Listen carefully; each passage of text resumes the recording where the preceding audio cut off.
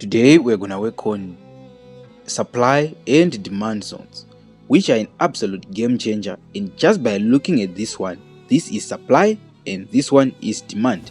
So drop a thumbs up on this video because I'm going to give you 3 insane tricks, including one that will make your zones more accurate, thereby increasing your profit making chances. Supply versus demand. One of the most important subjects to understand in trading.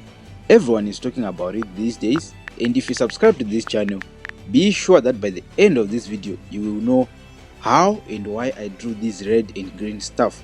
You will know what do they even represent, and it's all under price action. So have you heard about supply and demand stuff? Yeah dude, stuff is awesome, but there is a good reason for that. Everybody's talking about it because of how it works, so who better to make a video on it than your good old pal Sage. So these are my other videos. If you're interested, do take a look at them. I highly recommend them. I'm gonna be showing you how to draw zones correctly, how to measure and set your risk reward ratio, what to look for, how to enter, how to exit, how to set your stop loss, how to set your take profit. In this video is basically a full in-depth guide on supply and demand. I'm gonna give you some secrets on how I improve the performance of my supply and demand zones for free. That way you don't have to go on the internet and end up download virus.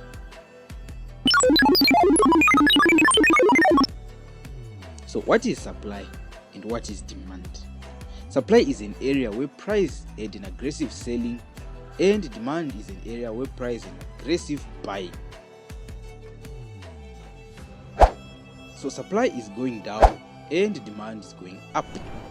But one of the very key important factor of supply and demand is that the move has to be aggressive, like this example you are looking at right now. And of course we have another example here. This move would not be considered an area of demand as we have decent sized green candles, but it wouldn't be considered enough to be an area of demand. What we are looking for is aggressive buying, like people on Black Friday.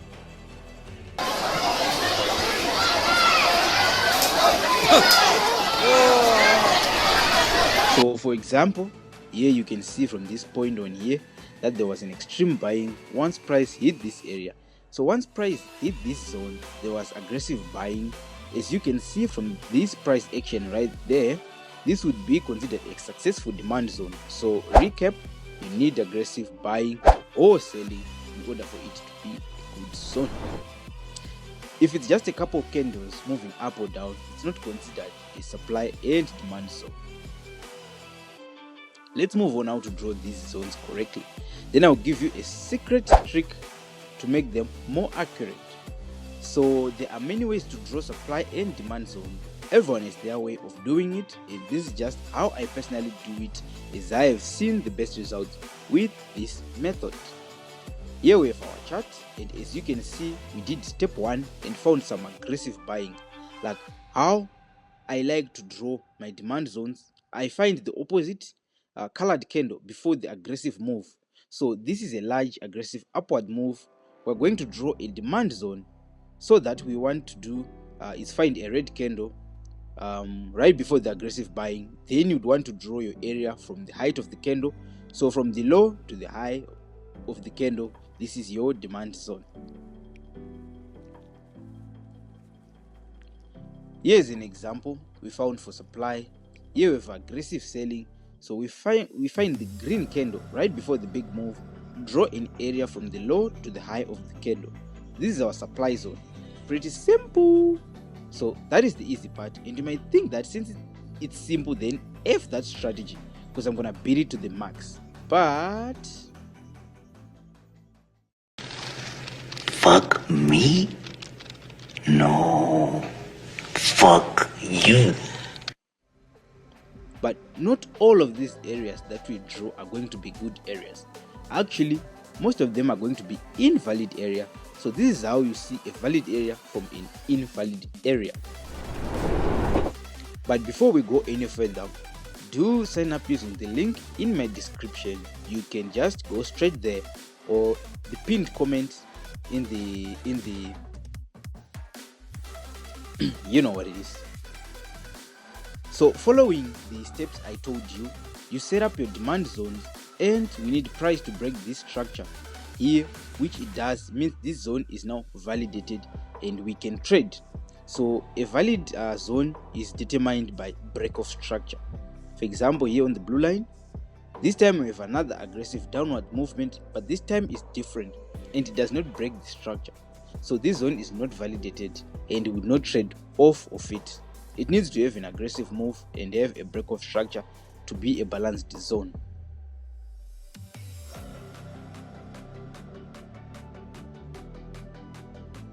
As you can see. So without wasting much time, so now that we know the criteria of a valid supply and demand zone, let's move on how to actually enter and exit. Based off that criteria, we will go over that secret trick to improve your zones and make them spectacular.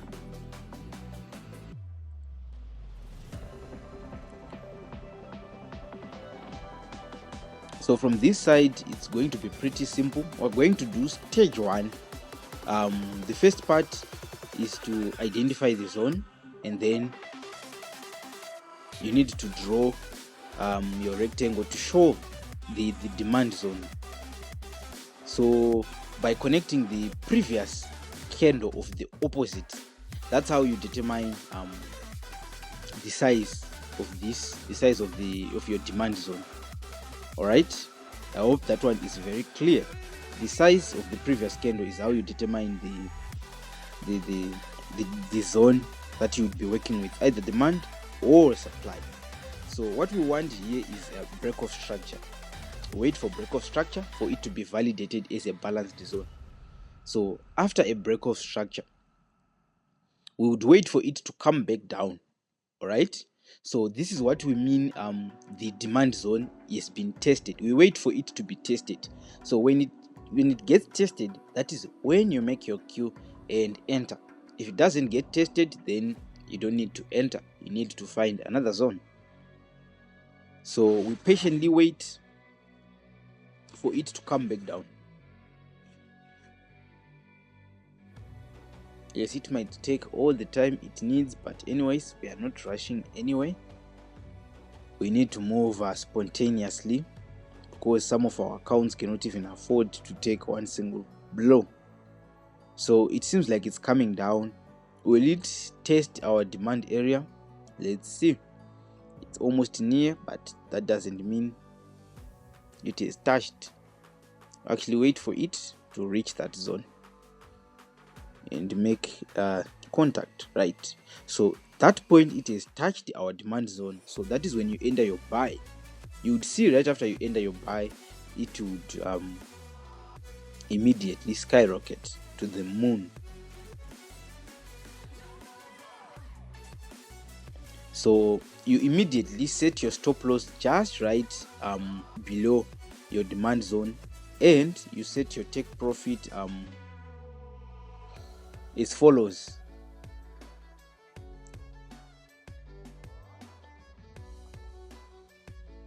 Now let's set our take profit. Let's set up take profit. You just set your stop loss just right below the demand zone. So as for our profit, we'll put it right here where there was our supply on top, right there, equal to the.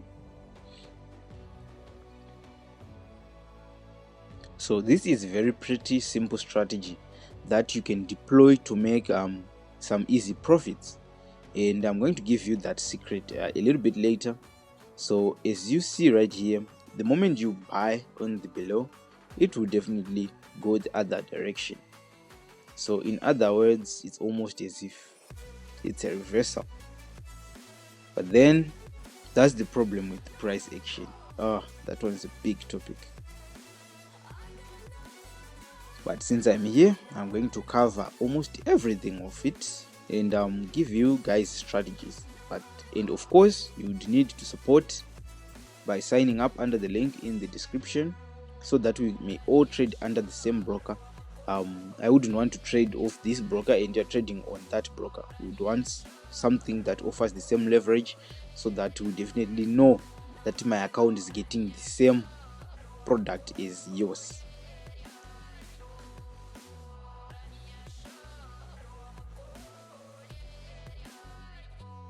So here we've got another example. That we can test out for, so that you may be very sure of this strategy, what to look for and what not to look for. So for the first step, you need to identify aggressive buying or aggressive selling. So step 1, we've identified that it's doing an aggressive buying, and then step 2 is for us to set our supply zone, that by equalizing it on the previous candle of the opposite color. So this one, the previous candle is a red candle, so we make sure that the supply zone is distance from the high, equal distance from the high to the low of the candle. So after that is done, we would wait for it to break the structure, for it to be a balanced zone, and without wasting time, it has broken the structure. But then after it breaks the structure, we wait for it to test the supply zone. If it tests the supply zone, then we will definitely make our entry. But if it doesn't test that, then we won't even attempt anything. So from the looks of it, it's trying to gain momentum by going up. Let's see what it will do. Let's see if it actually tests our supply zone. So we've got our supply zone, and we need for the supply zone to be tested. We also have demand zones, and you need that demand zone to be tested. That's how you make your entry. Alright, it's almost near. It looks like it's going to test. So we'll wait for it to test our supply zone. Let's go. Do put a thumbs up on this video, guys. Comment your favorite strategy in the comment section, and I'll try to create a video based off of it. There we go, it has been tested. So now you enter your sell and then just wait. So after you enter your sell right there, immediately set your stop loss right above your supply zone, and then you set your take profit as we done before, but the opposite side, which is pretty simple.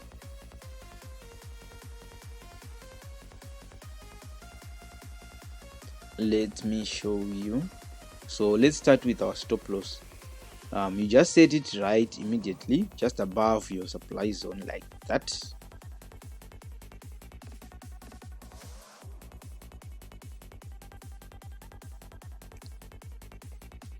Now for the take profit, we'll set it right below the supply zone.